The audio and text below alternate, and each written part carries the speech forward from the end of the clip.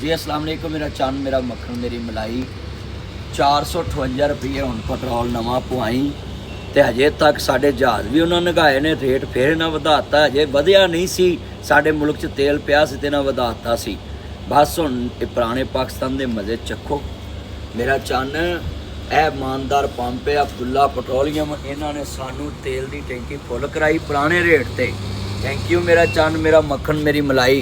कोकला छपाकी जुमेरात आई है तो हुण पेट्रोल हथों आवाम की शामत आई है। सवेर तो जनाब सारी आवाम ते कौम हुण वेखेगी ना 500 के नेड़े हो गया पेट्रोल है। आए 458 रुपये लीटर पेट्रोल हो गया। मुल्क विच आवाम दा जीना भी माहौल हो गया। ये माहौल ही हुण जीना। हुण जिधर जाओगे गड्डियां 50-50 हज़ार च टैंकियां फुल होंदियां। कोक रब्बा साडी सुन दवा ते आ ज़ालमां तो साडी जान छड़ा। वेखो जनाब अजे बाहर ते मुल्कों ने जहाज़ भी साडे घल्ले ने पर जनाब इस टाइम 458 रुपये पेट्रोल हो गया है।